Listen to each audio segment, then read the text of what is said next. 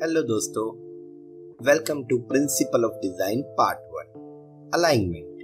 Design में alignment कैसे होता है दोस्तों, अलाइनमेंट क्या होता है वो आज हम इस वीडियो में समझेंगे। Welcome to learning. यहाँ हम ई लर्निंग और ग्राफिक डिजाइन की बात करते हैं।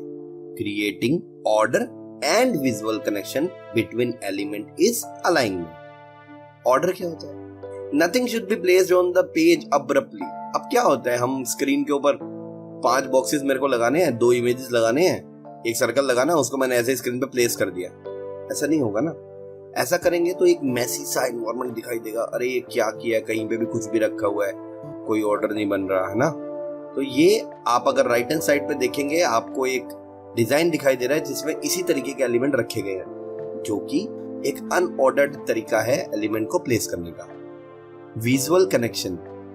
See, every element should have some visual connection with another element on the page। अगर आप देखोगे अभी लेफ्ट हैंड साइड पे, वो जो डिजाइन हमने पिछले पेज में देखा था, उस डिजाइन से इस डिजाइन में क्या चेंज हुआ? Elements are same, it's just the alignment जो हमने यहाँ पे किया है, जिसकी वजह से ये एक सोफिस्टिकेटेड सा डिजाइन दिख रहा है और आपको एक क्लीन सा लुक दे रहा है। अगर आप देखेंगे जितने भी ऑब्जेक्ट्स हैं, अभी एलिमेंट्स हैं स्क्रीन पे, वो सारे के सारे एक अच्छी सी प्लेसमेंट में है और एक डिजाइन को फॉर्म कर रहे हैं। When elements are aligned, they are connected to each other, even if they are separated on the page। अगर आप देखोगे अभी पिछले डिजाइन में भी जैसे आपने देखा कि there were 3-4 boxes and 1 circle and there were rectangles also। तो इतने सब एलिमेंट होने के बावजूद भी वो एक दूसरे को कॉम्प्लीमेंट कर रहे थे, उस डिजाइन को बेटर बना रहे थे। कभी कभी लोग पूछते हैं, यार अच्छा डिजाइन क्या होता है, बैड डिजाइन क्या होता है, ये अच्छा डिजाइन है, ये बैड डिजाइन है। सी, बहुत सारी चीजें आपके अलाइनमेंट पे डिपेंड करती हैं। अगर आप अलाइनमेंट अच्छे से कर पाए हो तो आप एक बैड डिजाइन को भी अच्छे से प्रेजेंट कर सकते हो। अगर आप अलाइनमेंट अच्छे से नहीं कर पाए हो तो एक गुड डिजाइन भी एक बैड लुक एंड फील देगा। तो अलाइनमेंट बहुत ही जरूरी एलिमेंट है डिजाइन में। अलाइनमेंट करने के लिए दोस्तों कई टूल्स अवेलेबल है हर एक सॉफ्टवेयर में। जहां पे भी आप डिजाइनिंग कर रहे हो, मान लो आप फोटोशॉप में डिजाइनिंग कर रहे हो, इलस्ट्रेटर में कर रहे हो, आप एनिमेट में कर रहे हो, आफ्टर इफेक्ट में कर रहे हो, प्रीमियर में कर रहे हो, पीपीटी में कर रहे हो, कहीं भी आप डिजाइनिंग कर रहे हो, डेवलपमेंट कर रहे हो, there are tools available like grid. Grid एक इंपॉर्टेंट टूल है। ग्रिड क्या होता है? एक बॉक्सेस का फॉर्मेशन होता है स्क्रीन के ऊपर, जैसे आपको अभी अपनी स्क्रीन पे नजर आ रहा है। ये एक बॉक्सी फॉर्मेशन होता है जो कि आप ऑन कर सकते हो फ्रॉम द सेटिंग्स, और ये आपको एक एलिमेंट को अलाइन करने में हेल्प करता है। आपको पता लगता है कि यार इसको कैसे अलाइन करना है, ये चीज यहाँ से थोड़ा बाहर आ रहा है, थोड़ा अंदर जा रहा है, ये ऊपर है, थोड़ा नीचे है। आपको एक लुक एंड फील मिल जाती है फ्रॉम द ग्रिड कि यार ये डिजाइन कैसा जा रहा है ना। चलो मैं आपको ग्रिड लगा के दिखा रहा हूँ। देखिए दोस्तों, अभी मेरी स्क्रीन पे आपको पीपीटी दिखाई दे रहा है। अब ये पीपीटी के अंदर मेरे को ग्रिड ऑन करना है, तो मैं क्या करता हूँ, I simply go in the settings, वहां से जाके मैं इस ग्रिड को ऑन कर देता हूँ। तो अभी आपने देखा मेरी स्क्रीन पे ग्रिड ऑन हो गया। तो ये अब मेरे लिए आसान है, मैं कोई भी डिजाइन को अच्छे से प्लेस कर सकता हूँ। लेफ्ट, राइट, टॉप, बॉटम में इक्वल स्पेसिंग चीजें मेरे को पता लगती रहेंगी, मेरे को विजुअली दिखता रहेगा कि यार यहाँ पे क्या हो रहा है ना। सेकंड इंपॉर्टेंट एलिमेंट है दोस्तों guides and rulers. So guides and ruler क्या होता है? तो अगर आप किसी भी टूल में काम कर रहे हो, जैसे जितने भी सॉफ्टवेयर का मैंने पीछे नाम लिया, इनमें से किसी भी सॉफ्टवेयर पे अगर आप काम कर रहे हो तो रूलर्स या गाइड्स हर एक सॉफ्टवेयर में होती है। ठीक है, यहाँ पे फिर से मैं एग्जांपल लेता हूँ पीपीटी का। आप लेफ्ट हैंड साइड में देख रहे होंगे, अभी मैंने 2 गाइड्स लगा रखी हैं, एक हॉरिजॉन्टल है, एक वर्टिकल गाइड है।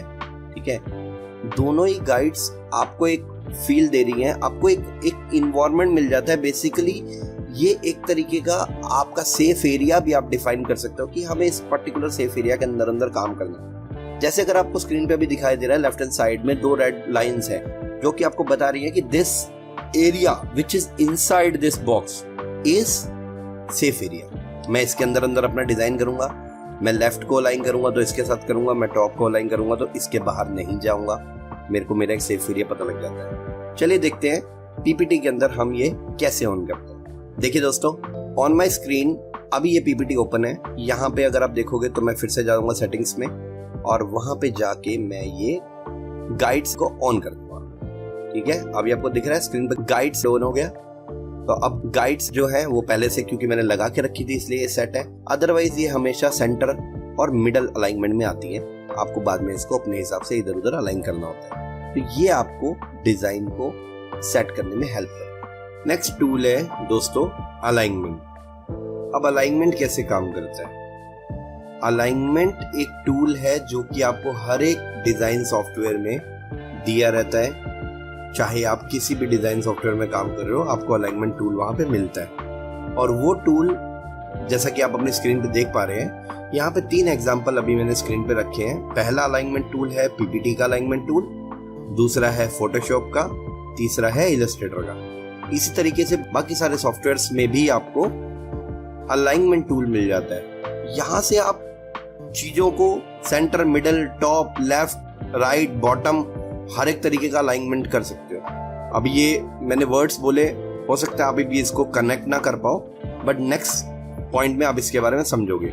देखिए दोस्तों, एग्जांपल के लिए मैं आपको अभी दिखा रहा हूँ। ये मेरा स्क्रीन है, यहाँ पे मैं अभी आपको पीपीटी में अलाइनमेंट करके दिखा रहा हूँ। मैंने ये 2 बॉक्सेस को सिलेक्ट किया और फिर मैं सेटिंग्स में जाता हूँ ऊपर, और यहाँ से मैं अलाइनमेंट टूल में जाता हूँ और मैं इन दोनों को लेफ्ट अलाइन कर देता हूँ। आपने देखा दोनों चीजें लेफ्ट अलाइन हो गई ऑटोमेटिकली। ऐसा ही ये नेक्स्ट एग्जांपल में हम देखते हैं, फोटोशॉप है ये। फोटोशॉप में देखिए, अब मैंने ये 2 कंपोनेंट को सिलेक्ट किया, मैं ऊपर मैं सेटिंग्स में गया, यहाँ पे ये अलाइनमेंट है, अलाइनमेंट से मैंने इसको लेफ्ट अलाइन किया, मैंने इसको मिडल किया, सेंटर किया। तो आपने देखा कैसे ये अलाइन हो गया प्रॉपर इस पर्टिकुलर इमेज के अंदर। ऐसे ही अलाइनमेंट टूल दोस्तों बाकी सॉफ्टवेयर्स में भी काम करता है।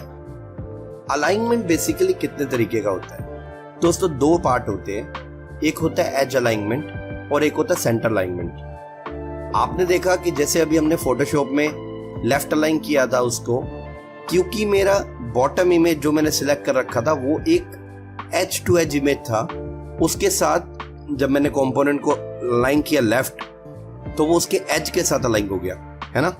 अगर कोई और कंपोनेंट स्क्रीन पे होता जो कि एज से छोटा होता, तो वो पर्टिकुलर उस बॉक्स के हिसाब से अलाइन हो जाता। सो एज अलाइनमेंट एक चीज हो गई। सेंटर मिडल अलाइनमेंट भी मैंने आपको करके दिखाया, वहां पे सेंटर अलाइन किया हमने पहले, फिर ये मिडल अलाइन किया। ठीक है, तो इस तरीके से चीजों को हम स्क्रीन पे अलाइन कर सकते हैं। तो 2 ही तरीके का अलाइनमेंट है, एज अलाइनमेंट, सेंटर और मिडल अलाइनमेंट। ठीक है, सेंटर मिडल दोस्तों किसी एक ऑब्जेक्ट का भी हो सकता है या फिर आपके स्टेज का सेंटर मिडल भी हो सकता है। जैसे मान लीजिए आप किसी टूल में काम कर रहे हैं, मान लो ये पीपीटी ही है, तो पीपीटी में आपको अगर सेंटर लाइन किया आपने किसी और कंपोनेंट को पकड़े बिना, सो वो पूरे पेज को सेंटर लाइन लेगा। अगर आपने 2 कंपोनेंट को पकड़ा तो वो पहले कंपोनेंट को दूसरे कंपोनेंट के सेंटर में लाइन कर देगा। ओके, ऐसे ही मिडल अलाइनमेंट में काम करता है। कई सॉफ्टवेयर्स में ऐसा होता है कि अगर आपको बैकग्राउंड के साथ लेफ्ट अलाइन करना है तो आपको अलग से एक सेटिंग ऑन करना पड़ता है, उसमें वो अलग अलग टूल में अलग अलग तरीके से होता है। दोस्तों ये एक और एग्जांपल है जो कि एक विजुअली इंटरेस्टिंग डिजाइन का है, जहां पे आप देखेंगे हमारा सारा कंटेंट लेफ्ट अलाइंड है और कुछ कंटेंट राइट अलाइंड है, जो इस विजुअली अपीलिंग बना रहा है। और एक ऑर्डर में भी है कंटेंट, जो बीच का कंटेंट है वो सारा लेफ्ट अलाइंड है, जो हेडर एंड फुटर टाइप का कंटेंट है वो राइट अलाइंड है। अलाइनमेंट में आज के लिए इतना ही। अगर आपको हमारे वीडियो पसंद आ रहे हैं, प्लीज इन्हें लाइक करें, सब्सक्राइब करें और दोस्तों के साथ जरूर शेयर करें। Thanks for joining. Have a great day.